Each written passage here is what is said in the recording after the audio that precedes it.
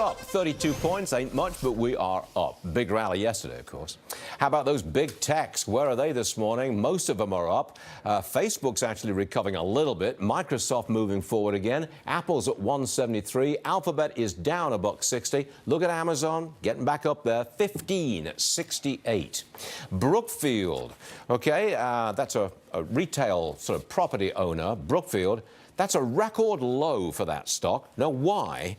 Well, they've just paid $15 billion for the rest of the General Growth Properties Company, which they don't already own. This is all about investing in high-end malls. The market doesn't like it. No. How about that?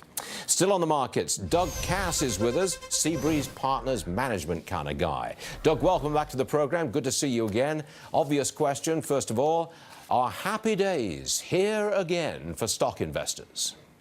I'm hearing a lot of optimism in the prior segments of your program, Stuart, from the Sunshine Boys that you've had on. And you don't unfortunately, share it. I have to fade the optimism. I think that the complexion of the market is changing. We had this brief respite yesterday. We came off what I describe as the stormy bottom on Friday, thanks to the fact that the 60 Minutes program had very few new and substantive revelations, and the Treasury Secretary has also issued some less hawkish trade concerns. But I think these will be fleeting, and I think the market made a peak in late January. The S&P is around 2650 now. I think we have a fair market value about 250 points lower, and with the possibility of downside as low as 2,200 versus an upside of 2,850, and that's not a real great risk-reward to me. Okay. Seems to me that the complexion of the market is changing. You are clearly not one of the sunshine guys, and that's a fact. But that's okay. That's okay. We want your opinion, and you've given it to us. I want to talk to you about Facebook. There's some negatives, more negatives appeared today. We've got 37 state attorneys general suing, investigate them, I should say. Cook County is suing them. They want money. And Zuckerberg will not go to Britain to testify. He'll send somebody else. I'm looking at those as negatives. So my question to you, Doug, is would you buy Facebook at, I think it's 162 right now?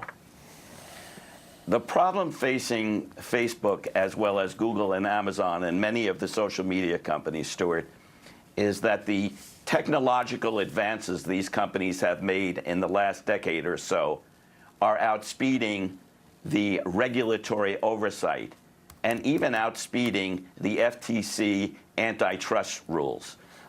This poses an existential threat, which has accelerated in recent weeks because of the systemic sloppiness at Facebook, which I might add started out a year ago when they incorrectly reported usage to their advertisers.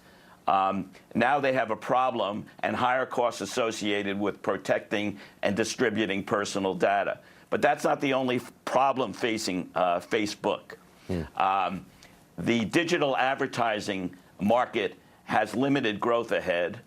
Facebook has captured the lion's share, over 85% of that market.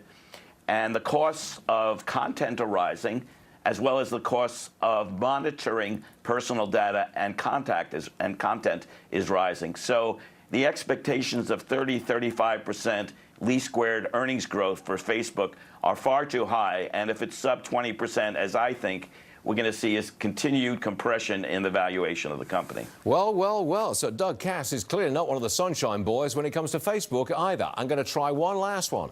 General Electric. Two guests on our program this morning said, yeah, buy it at the $12 range. I guess some people followed that advice because it went to $13 a share. Would Doug Kass be buying an old dinosaur like GE at 13?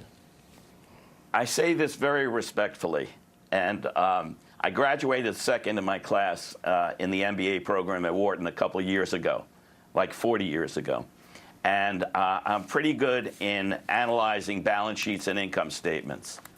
General Electric is one of the least transparent and most opaque companies I have ever tried to analyze. And though some of your talking heads may have a gut feel and tend to buy because the price is low, if I can't analyze a company, I can't make an investment conclusion. Well, I'm not quite sure where to go with this, but Doug, we value your opinion because I know you are a big hitter on Wall Street, and I think you may have just moved the market, certainly on Facebook. Doug Kass, thank you for joining us, sir. We appreciate it. Thanks Thank you for having me, Stuart. Wow, good stuff.